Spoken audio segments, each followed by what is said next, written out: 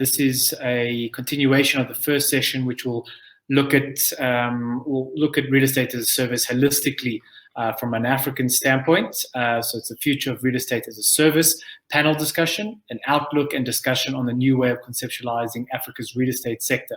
So Jess provided a great segue into the discussions for today, and this will start taking more of a deep dive. The moderator for the session is Tayo Dunsi, who is the CEO of Northcourt. Panelists include Genevieve Naidu, Divisional Executive, Property Finance, PM and Evaluations, Nedbank CIB, Simon Adrankau, Head of Strategic Consulting Africa, JLL, and Dr. Marco Macanano, Real Estate Sector Leader for Africa, Deloitte Consulting. I'll ask the panelists to please switch on their audio and join the session. Hi, Tayo. Hi, Kafir. How are you doing? Great to see you.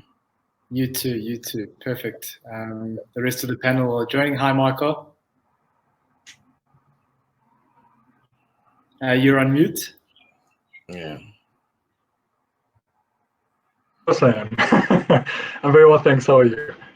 Yeah, perfect. Great. We'll just wait for the other panelists to join. The other panelists, please ask to share your audio and screen with the right corner button on the top end of the screen.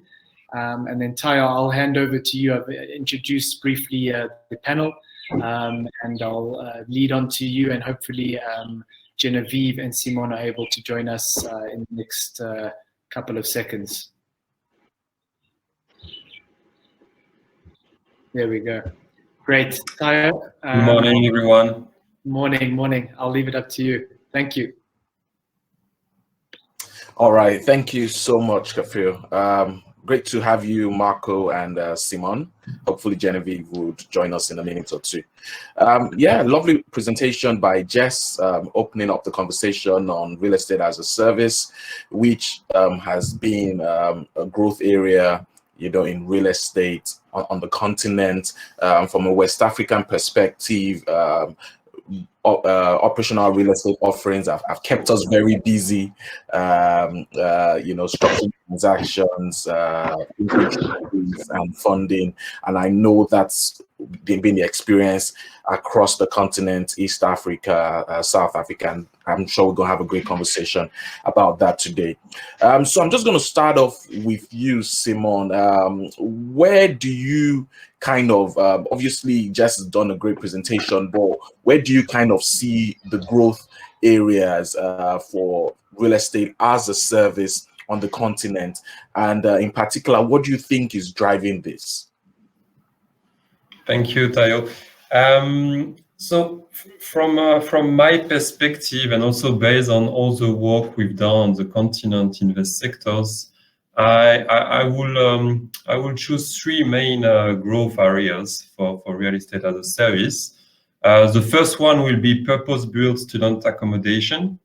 The second one will be in the logistics sector, and the third one will be co-working space.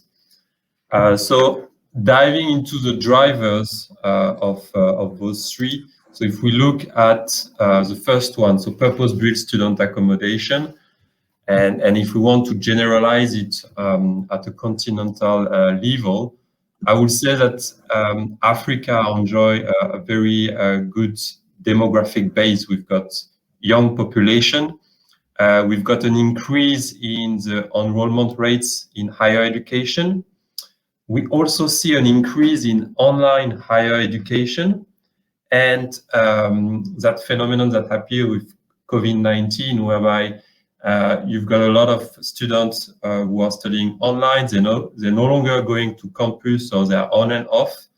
And we realized after a couple of months that the in-person experience is crucial for the students. So this in-person experience needs to happen somewhere. And if it is not on the campus at university, it's actually happening in the student houses. And that become effectively the place of experience and exchange for the students.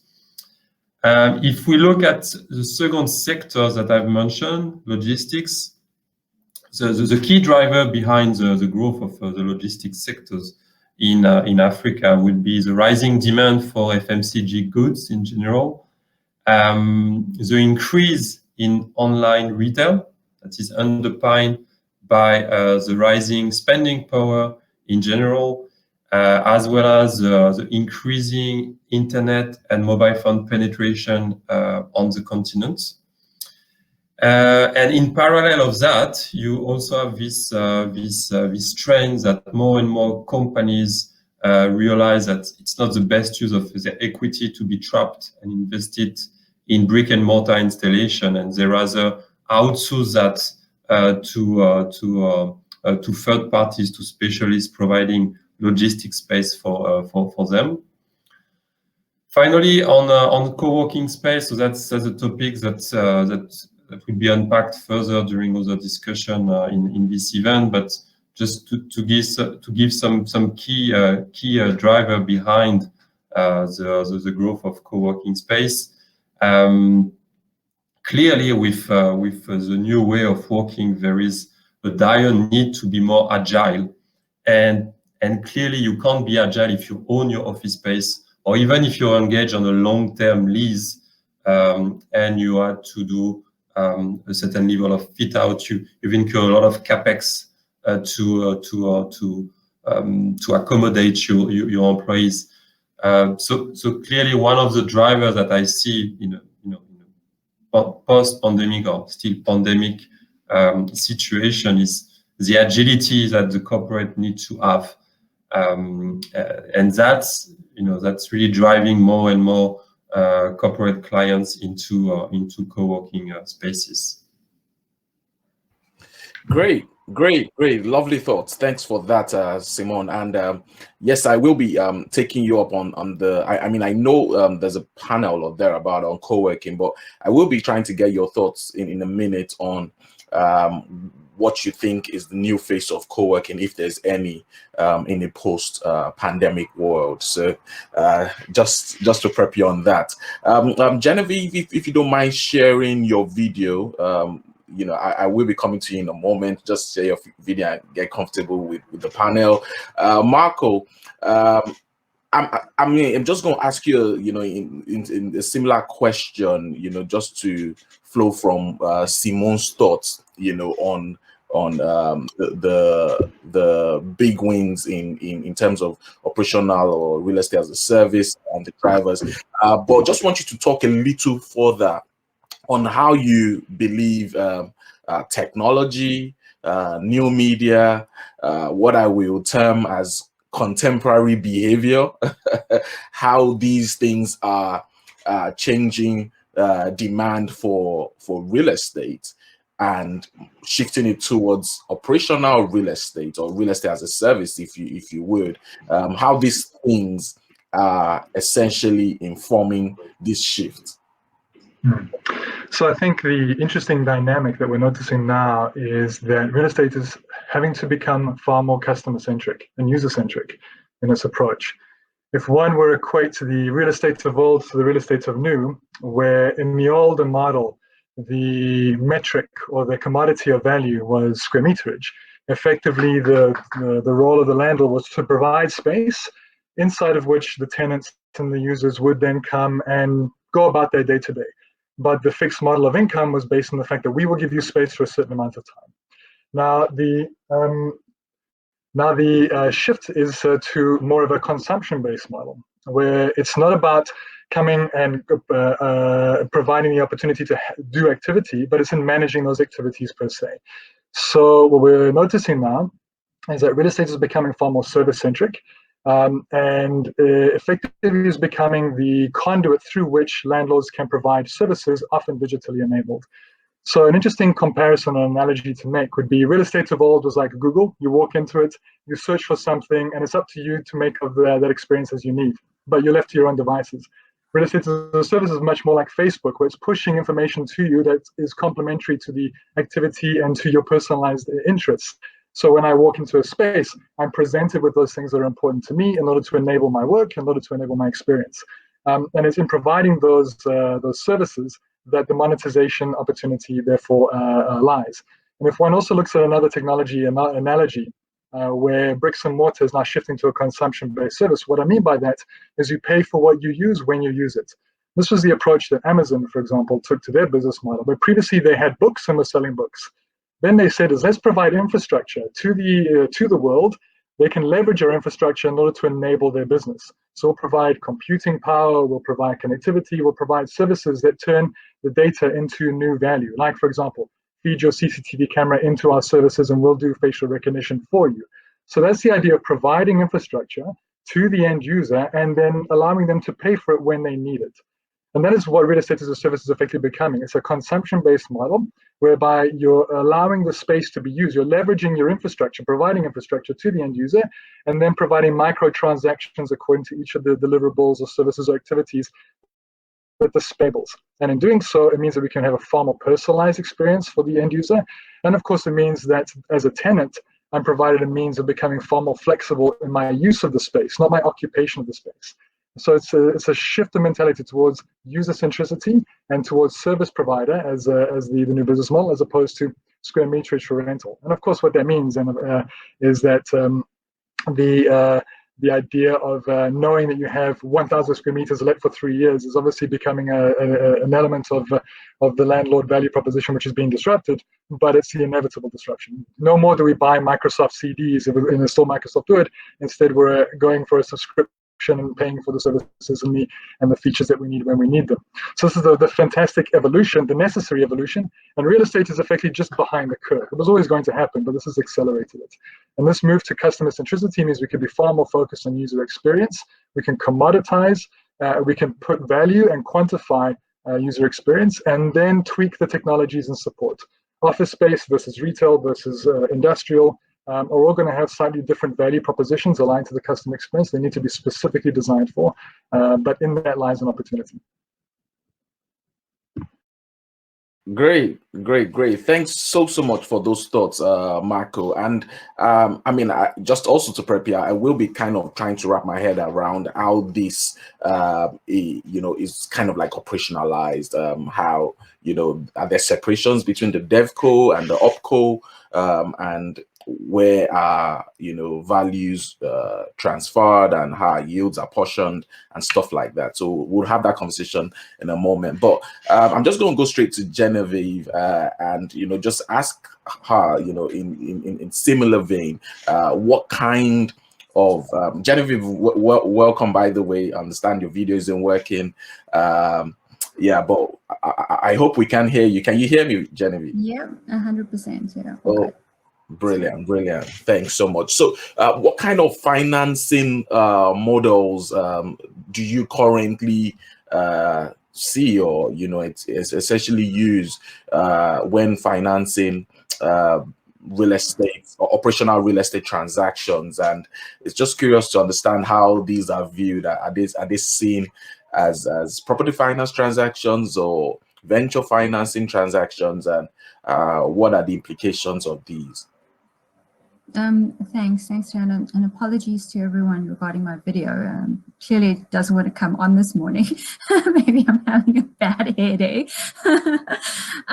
So yeah, I mean, if you consider your traditional property finance models, these are in traditional sectors of, office, industrial, retail, income producing residential properties, etc. But depending on the financier's risk appetite, this can also extend to a degree of specialized assets, in the hospitality sector, etc., with obviously a significant set of their own challenges.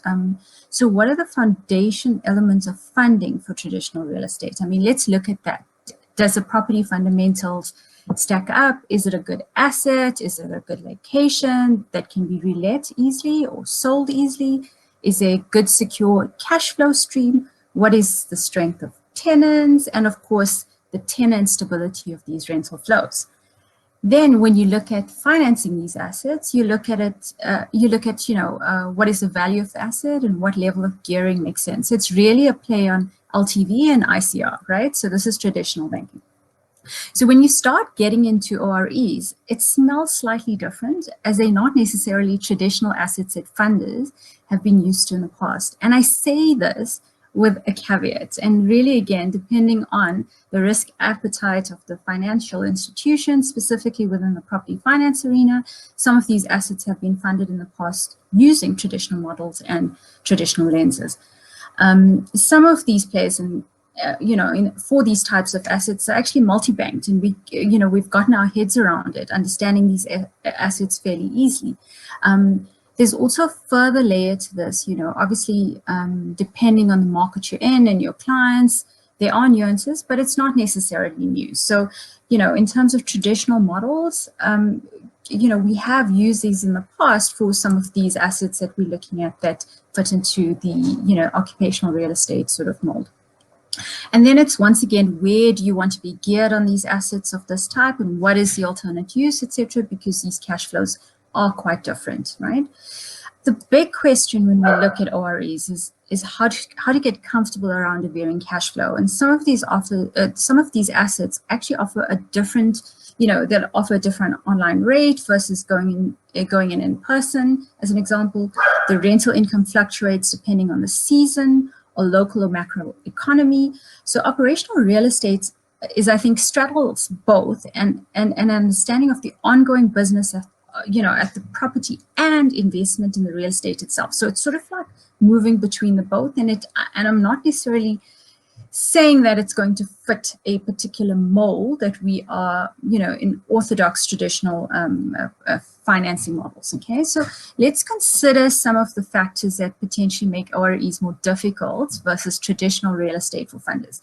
Vacancies. These assets are on an as-needed basis or on demand. So when you think about these assets, logically pricing or rental is depending on demand, and this could, be seasonal demand, etc. Therefore, the most uncomfortable factor for OREs is the fluctuation of income. Variability in this cash flow as a result of seasonal peaks, special events, promotions, etc. And if you think about the pandemic and the global vaccine rollout, how do you even start thinking about a cash flow projection?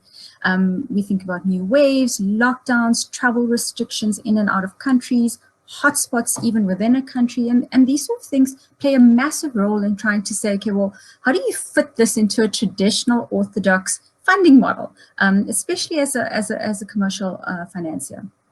And then, that the overlay that Jess spoke about earlier, which was quite interesting, which was the change in circumstances and demand. So work from home, office needs, office, where we're seeing the office segment go into coming out of this pandemic, or, working through it.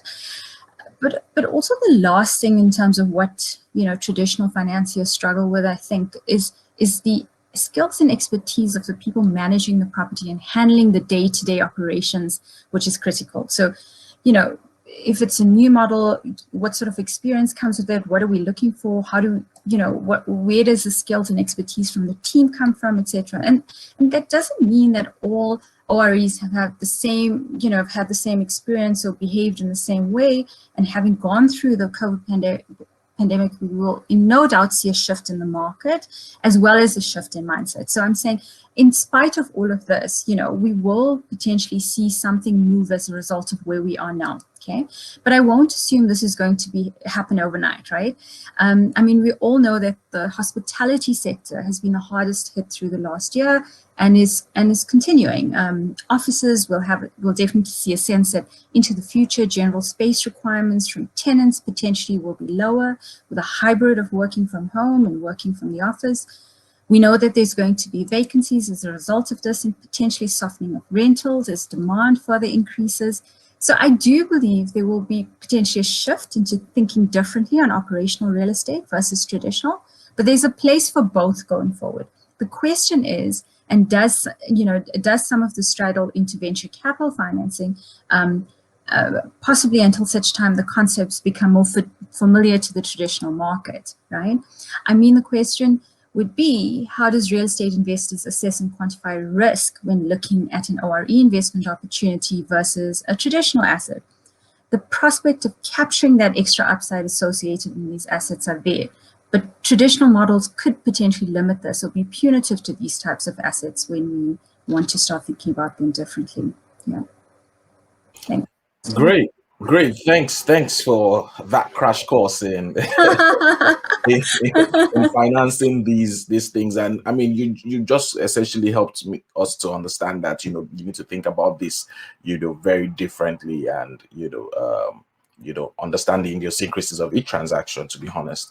And I mean, just to put it on the spot, financing the growth of a dark kitchen, right? Would it be venture financing or property finance? Such a difficult question, like when you orthodox bankers, like we're just coming out of COVID where we have our own issues to deal with in terms of existing traditionals. But, part of it is to say, well, how, so the one piece is understanding your client and what they're, thinking about this. So really understanding what their model looks like and how they want to, how they mitigate risk or manage their risk in this process, and getting an understanding of that. Obviously, from if there's potential risk from a cash flow perspective, are there additional cash flow streams, or are there additional layers of security that we would require, etc. So it really is dependent on your client and their ability, as well as their strategy. But from a risk appetite point of view is to say, okay, well, from a financier point of view, is this something that we can take on board, or on an individual basis? I think it's a little bit more, or a standalone basis, I think it's a little bit more challenging, that you'd have to get your heads around. But like on a portfolio basis, a little bit easier to digest. Okay. Yeah. Good. Simone, I mean, something that Genevieve has highlighted is the issue of competencies, right? And I don't know if you saw this in your experience, but a lot of real estate developers have moved into the operational space, primarily in search of yields, and just essentially helping to give take up to erstwhile dead assets, right? But post coronavirus, in the near future, where yields are back up where typical developers will want it to be, do you foresee a refocus on developers focused on refocusing back on brick and mortar, or do you see them essentially deepening their competencies in managing operational real estate transactions? Where do you think the pendulum will swing? Okay, thanks for the question. It's a very interesting one, and also difficult.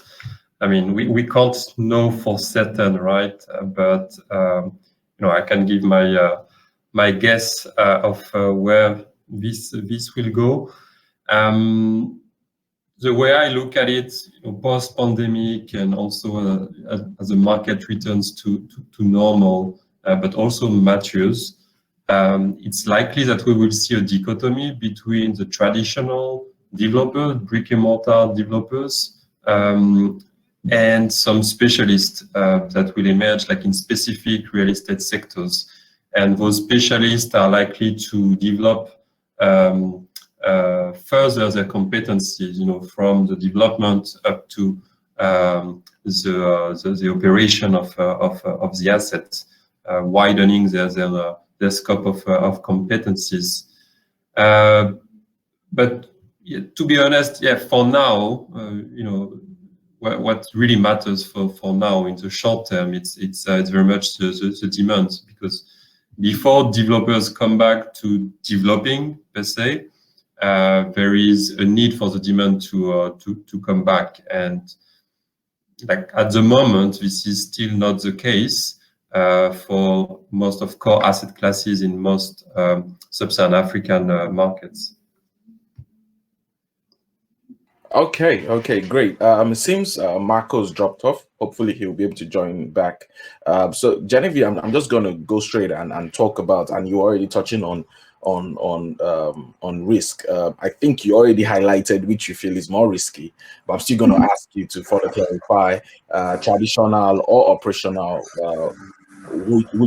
Which do you believe is more risky, and why is this? If you can just explain why why the perspectives are like this? And in the future, do you think the risk profiles will begin to align?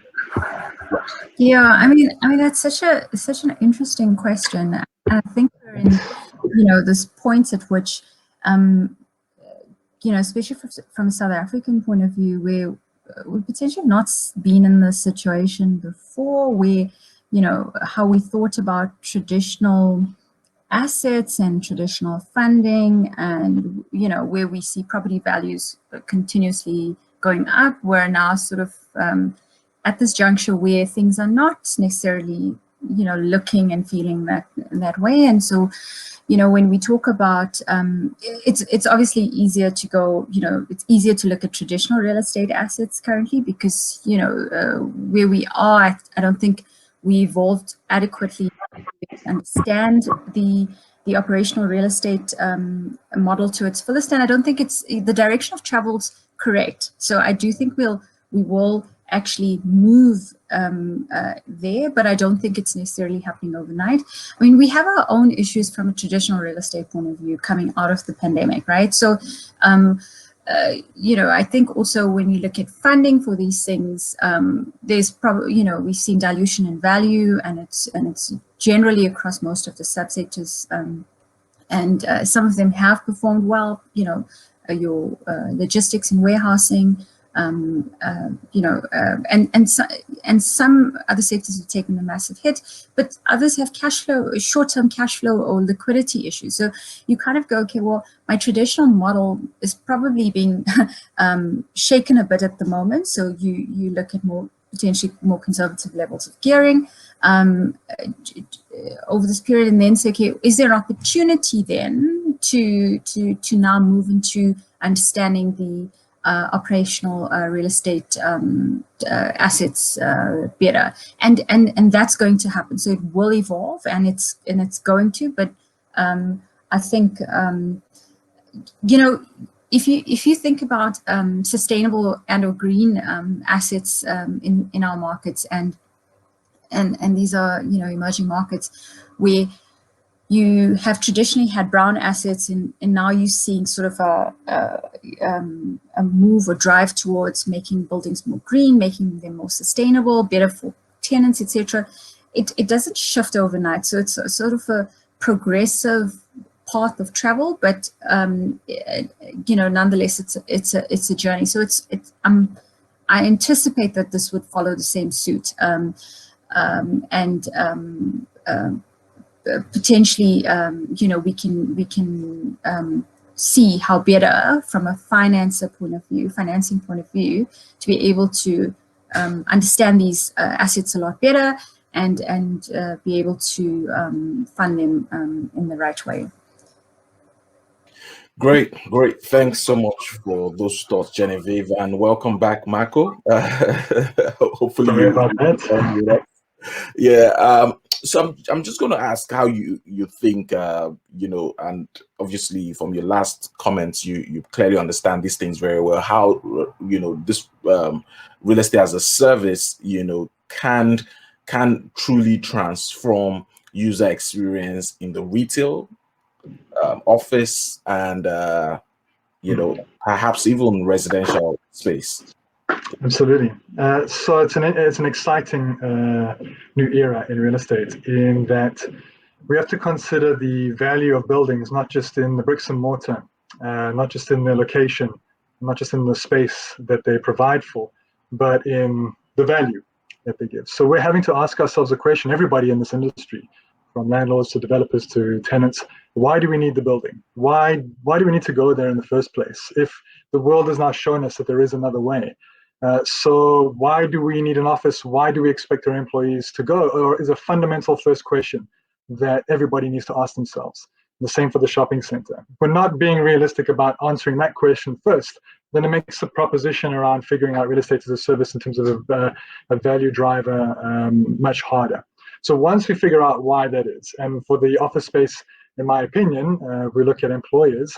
When we build an office building, or when we occupy an office building, we do so on the basis that we want to provide an environment to our employees that means that they can work better there. right? It's an environment that's carefully configured to giving me the best opportunity to work at my optimum potential. The lighting quality, the air quality, exchange rates of oxygen, the lighting quality at desk level, in fact, is actually engineered to a fine degree in these in our buildings. Access to services, access to equipment, and even the availability of my colleagues in near proximity, so I can have those kind of dialogues. We have to quantify what that means to us. And what that means is we also need to be very certain around what drives productivity. Because once we can develop metrics around productivity, that's when we can actually become purpose fit in terms of what real estate as a service can mean. Because what we're saying then is we understand how the business works. Therefore, the building is going to offer these things to enable maximum productivity, which means an improvement on the bottom line of the business. So I go to the office 2 days a week or 3 days a week because I know that I can augment and enhance certain activities which I know I can't do anywhere else. I can certainly reply to emails at home on my laptop, so I don't need to do that there. There has to be a reason for me to go to the office. It sparks productivity, it sparks collaboration, it gives me access to new types of equipment and services. And in doing so, the building becomes an information generator, because it then gives me as an employer or a tenant or even a landlord an understanding in terms of, is my space purpose fit in terms of what I expect the people to get out of it. And what that means is that we can then tweak our approach to make it better and better and better in terms of the processes it supports. So the addition of new technologies or reusing data in new and innovative ways. And then in so doing, with every interaction the building supports, we can then glean information around how good is our building actually set up to be future fit and resilient. And that then informs real estate strategy. So I can see, based on trends, and we're doing it, for example, in our own building in Waterfall, we've set it up to be a smart building. We can see what kind of spaces are actually being sought after by different people at certain times of the day and based on the type of work we need to do. And that then gives us the opportunity to pivot our approach in terms of how we occupy that space at a time. And in so doing, we can also see that our building has now got certain gaps in terms of capabilities that it can offer its staff. And that's where we'll start to fill those gaps in terms of investment in technology. But we're monetizing the data environment in ways that fulfill our productivity mandate. And in so doing, we then are able to generate more profitability as an organization. And the same then applies to retail. The mandate of the landlords of the future is not just to provide a space where we can say to our shopping tenants, if you stay here, you will on average get 100,000 people walking past your door. And I'm pretty sure that most of them will actually peel off and come inside your shop. That was the old way. You know, you pay for the privilege of being exposed to our clients. Now the shopping center, through smart technologies, can actually connect the retailer with the customer the second they walk in the door of the shopping center. We understand the profile of everybody that's walking through. We understand what their propensity to shop in certain ways would be. And we can make those connections, which means driving up the chance of success by the retailer up exponentially. The shopping center is performing a service. And it's in providing that service then that new opportunity for revenue generation occurs. For every connection, charge a cost. For every data insight, charge a value. For every transaction made by maybe buying at a shop once you enter the shopping center before you even get there, book that pair of shoes before you walk in the door, charge a value for that. So this is what real estate as a service is all about. It's about taking digital and physical, combining the two to make our experience improved as an end user. And in so doing, everybody wins. The customer wins, the retailer wins, the landlord wins, because new opportunities for revenue generation, better ways of working, better chance for productivity, better chance for activity-based outcomes. It would be the equivalent, for example, of saying gyms, saying that they're not going to charge 100 Rand per month for you to come. Instead, they'll charge you 10 Rand a month. And if your aspiration was to do 10 push-ups and you can only do 5, you'll pay for every extra push-up you can do at the end of the week. But in so doing, you become fitter. So you win, the gym wins, and that's the ecosystem that's now created through the as-a-service model. So this is a really exciting opportunity because it means that the building becomes a participant in the journey of the end user. It means we're thinking about the individual, and we actually have the technology. This wouldn't have been possible 3 years ago, but we actually now have the technology through cloud-based computing, through platform as a service. And in fact, that's a very important point to make, is that if we're going to allow our real estate market to actually operationalize and get the benefit from this approach, they need to actually go through a digital transformation. There needs to be a recognition that we need to invest in a platform business approach. And a platform is the ability to control data as it comes in, to analyze it, to create insights, to cross-correlate between different data sources, and then to deliver that data to the end user to change my experience. And it's in that augmentation of experience that the real business model actually comes to fruition. And it becomes possible to quantify improvements of productivity, and therefore that can become the basis of a value-based deal for landlords going forward. So really, really exciting opportunity. We've actually started to see this happen. It's not just pie in the sky discussion. This is actually happening right now. Many companies are fulfilling this, and they're actually seeing that where they were charging rental at one point, which is taking up 90% of their income, by creating new revenue streams which are assigned to subscription-based services or even consumption-based services, so rights management and access management to certain equipment or services, they've actually turned rental, which was 90% of their income, into 40% of their income. It stayed the same as a number, but they actually managed to diversify the total amount of revenue that was possible to come in. So it's fundamentally changing the profitability of businesses by thinking differently about real estate and saying, how can this enable better ways of work? Therefore, we're giving tenants a reason to come. And therefore, for that reason, every time we enhance their experience, we can actually generate a profit from that. Brilliant, brilliant. All sounds great, Marco. And I think subsequently, I'd like you to potentially delve deep and give some kind of case studies that you've currently worked on, to increase the percentage revenue. I think that's something that will be very exciting for any developer on this call. Simone, I mean, I'm just reading the chart and I can see there's a couple of questions as regards affordability of housing, in Kenya and Nigeria. And of course, from a real estate as a service perspective, obviously, I would just like you to share your thoughts on how, operational real estate has been able to help with making our housing more affordable, and maybe not just only affordable, more accessible, especially from like a co-living perspective. Would you like to share some thoughts on that, Simone?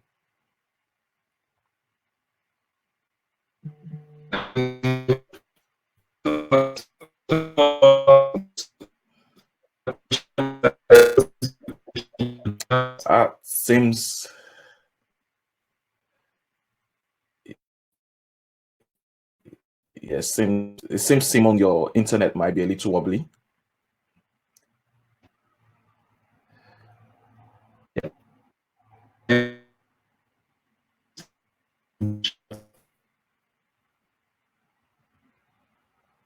Okay, perhaps I can move that question. Marco, do you want to take a stab at that? And while Simone kind of works on his internet. Could you give me a recap? Yes, absolutely. I mean, there are just a couple of questions on affordable housing. I don't know if that's the space that you've kind of touched on, but obviously from an operational real estate perspective, if you could just share some thoughts on how operational real estate has made housing slightly more affordable, and maybe not just affordable, more accessible, thinking through stuff like co-living and stuff. Yeah, I think again it feeds back to the ability of these buildings to actually change their operational model to suit a variety of outcomes. So co-living, subletting, these are aspects which were previously maybe more difficult to conceive of as a concept to rope into traditional real estate models. But through real estate as a service, which is effectively a platform-driven approach, what we're saying is it's incumbent, or the responsibility on the landlord is now to delve deeper into how spaces are being used in order to afford those users the flexibility of managing their circumstances at a personalized and individual level.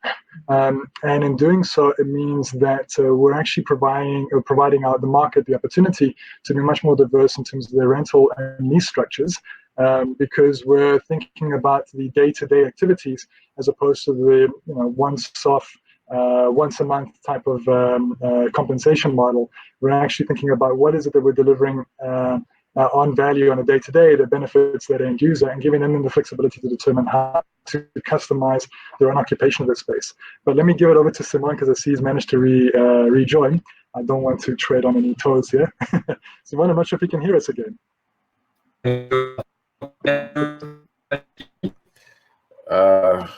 Still. Unfortunately. Yeah, unfortunately, I can imagine Simon has some great thoughts on this. But I'm just going to, while Simon, I mean, his video is also frozen right now. So I'm just going to move to Genevieve. And whilst you're touching on the topic of affordability, one thing about technology, all right, over the years is that it's made stuff not only better, not only faster, it also made stuff cheaper.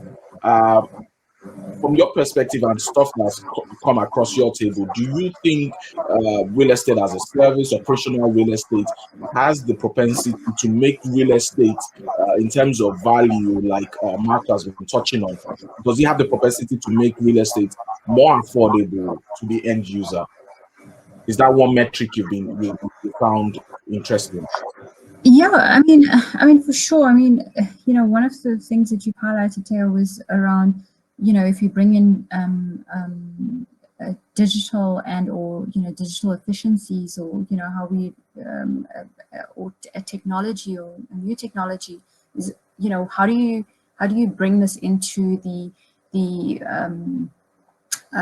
I'd say not necessarily food chain, but the operational process, all from an A to Z in terms of the value chain around the real estate offering. And when we speak about technology, and the reason why I'm touching on technology, because it should, in theory, translate into something that could impact value, right? So, and therefore have an impact from hopefully from a cost. You could see that variance coming through. But one of the key things that we noticed when we engage with developers or property owners was that the high cost of technology upfront. So early adopters are usually seeing that that massive cost come through, and they're not necessarily, and it's a struggle because these things have an impact in terms of cash flow. So, however, when you start, I mean, we've tested as a bank some extraordinary platforms and technology that we got introduced to see how this can potentially benefit our clients, but also benefit ourselves. In the process, because and understand what the value add is. I mean, one of the guys that have been on API previously was the open space platform, or the guys that use 3D technology. So it's effectively a GoPro and a hard hat to monitor properties and sites. And these are things that that open up potential opportunities for funders, for clients, in different markets where you're saying, as a result of travel restrictions, etc., you can't get to, but now you potentially can unlock that value and potentially see how everyone in the value system can benefit from it. And really, and that comes to the end, is to say, okay, well, if we starting to see enhancements through a digital era or through technology that benefits this chain of activity, and then you get to the end and there's an affordability part that impacts the end user, then surely this must be something that that is beneficial, and it's beneficial for that end user. And we've got to keep that in mind in terms of our how we look at real estate. And given the I'd say oversupply, but I'd be wary of the word, but the challenges with demand at the moment, perhaps, you're going to see some sort of softening, from a revenue perspective, and that then translates into, not by choice, but affordability for tenants, and also for the end user across the spectrum. I hope that answered your question. Yes, thanks so much, Dave. I don't know if Simone wants to touch on affordability and co-living. I would love to. Can you all hear me now? Yes, we can. Okay, very good. All right, so I can see the question from Dave and Mabel. So on affordable housing in Kenya and Nigeria. So indeed, the affordable housing segment is a big segment of the market. It's actually the largest one if you think of it in terms of volume. You've got a number of challenges in that space, but let's look at the supply side of things. Your two main challenges on affordable housing will be on the land cost. So how do you source land that is affordable enough so that as a developer, when you build, it's affordable, the end price for the end user is affordable. And the other aspect is construction cost. So within construction cost, you've got actually building cost, but you also have infrastructure cost. And those two are also like a major challenge for private developers. Very clearly, the provision of sufficient housing in those markets, and that would apply to the wider Sub-Saharan Africa region, is problematic. It's not just a matter of the private sector working on it or the public sector working on it. It's really about everybody working on it together. If we take the example of Kenya, so affordable housing is it's part of the Big Five agenda, and there is a very strong political drive to promote the development of affordable housing in Kenya. The way it takes form is effectively to alleviate those two challenges I referred to on the supply side. It's mostly about that in the form of granting land that is owned by the government, and sometime in the form of participating in servicing the land, so bringing in infrastructure, so that the private sector can then come in and effectively as a scheme whereby the upfront infrastructure cost and land cost are reduced, so that then the overall business plan for the project makes sense from their perspective.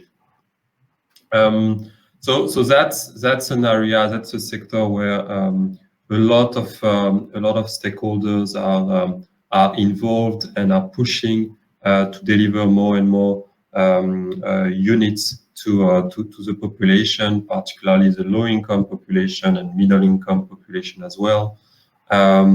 On the financing side, so the development finance institutions are also very active in the space, supporting both governments and private sectors, private developer. So it's clearly a big trend. It has been a big trend for a while, and it will continue to be a big trend and a big topic for the years to come. All right. Thank you so much, Simon, for that. Marco, I know there was a question about productivity and if organizations really understand how their real estate informs productivity and all of that. Do you just want to touch on that a bit? Yeah, absolutely. So I did type a quick reply as well, just in case I didn't get to it. But it's a good question, because most businesses currently are not set up really to know how to quantify productivity. Because productivity on the one hand is great. I mean, you can all say we want to be able to work longer hours and focus harder. And to be honest, work from home has shown that we are just doing that. You know, we're able to work longer, and in some metrics, we're shown to be more productive than we were before. Less distractions. The fact of the matter is that it depends on the work. So productivity is certainly up when it comes to focused work, depending, of course, or assuming, of course, that we've got a good quality environment at home when we want to do that work. But it's certainly showing in the metrics and the surveys around the world that productivity linked to collaborative work is down. And when we start to understand, of course, that many modern businesses are actually fundamentally basing their future profitability on our ability to collaborate as employees, it has a detrimental impact on the business agenda. So when it comes to productivity, the unfortunate thing is it's not a one-size-fits-all scenario. You actually need to unpack what productivity means for a business based on work they want to do and where they want to do it, and what the disparate or disaggregated workforce would look like in that respect. So it requires the merging of 3 layers of design or architecture. You need to blend physical architecture with digital architecture with enterprise architecture and find that perfect meeting ground. And that's why there's a requirement for the new type of architect to emerge in this industry. The smart building consultant, smart building architect, one that can actually look at what the building needs to perform as a service to its clients, the type of data it needs to continually generate, and how the physical space is set up to support that.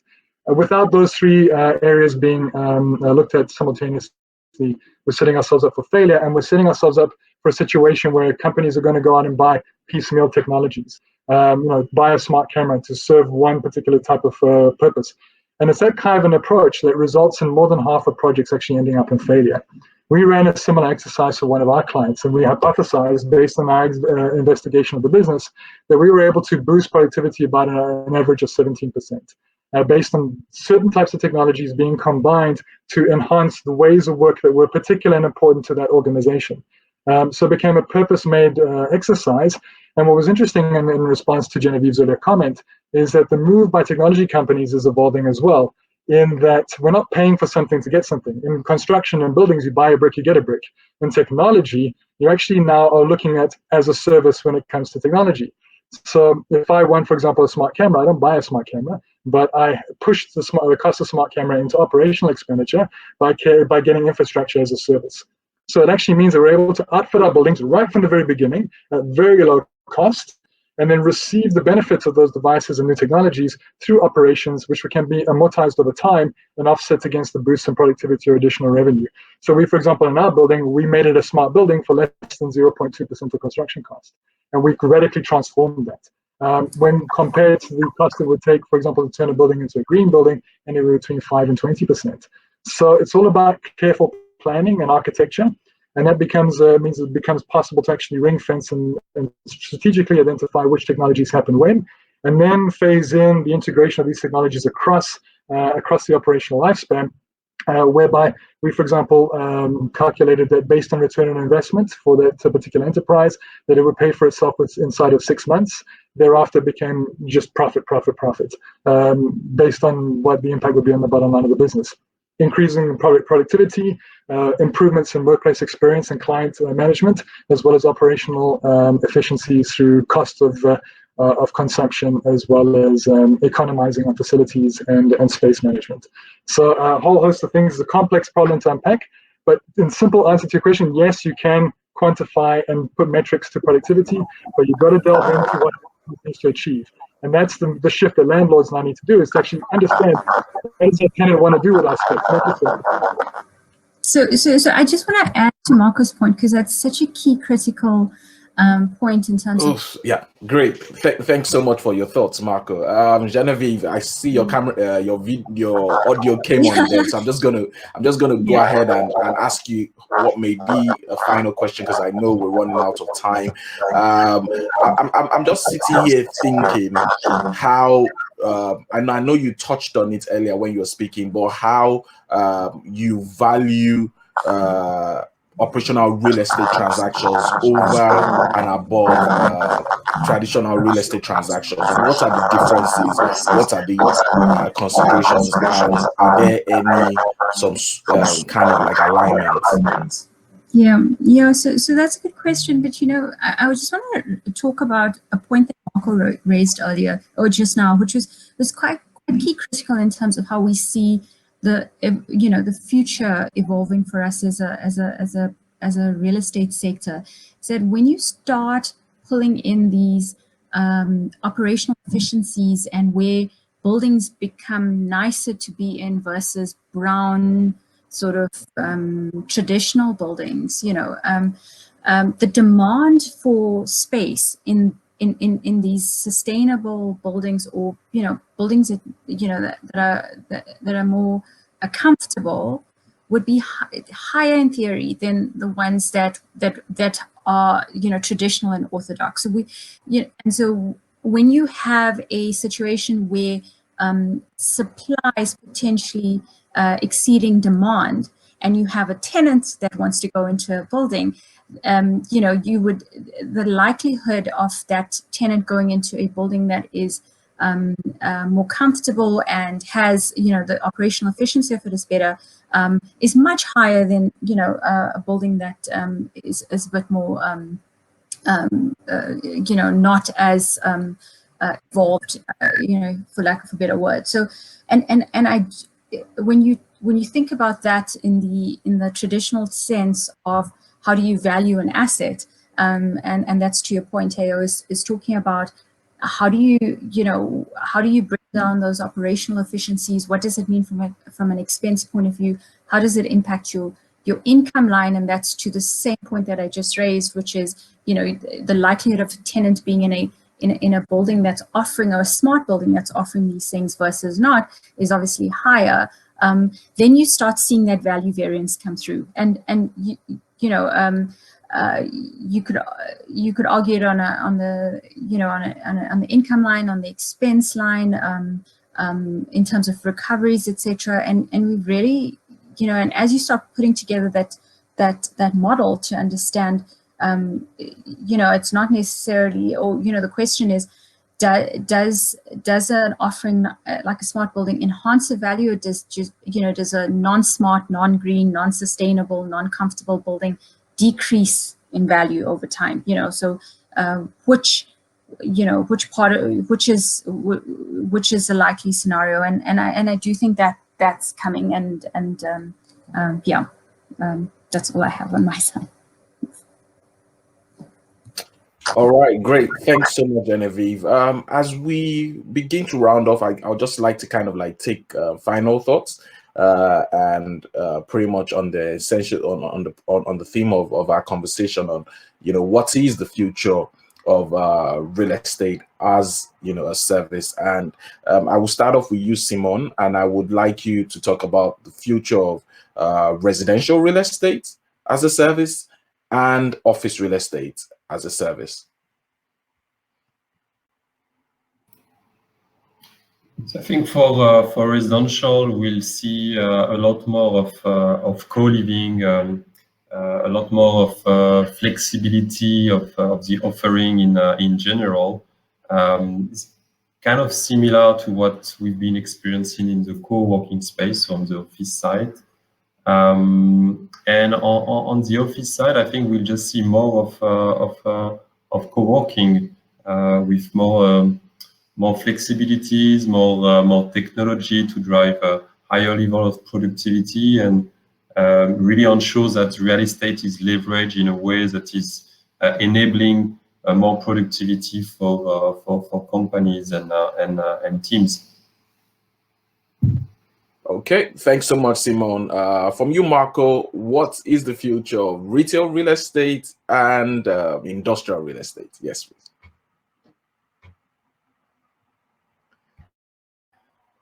Marco seems to be frozen.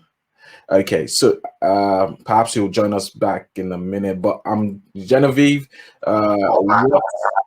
what do you see is the future of real estate finance? In terms of professional real estate? I think that demand will be increasing. So definitely something to look forward to in terms of how we evolve from a funding perspective into the future, and trying to take into account a different model versus traditional and orthodox lending. Great. Thank you so much, everyone. Thank you, Simone, Marco, Genevieve. Thank you so much.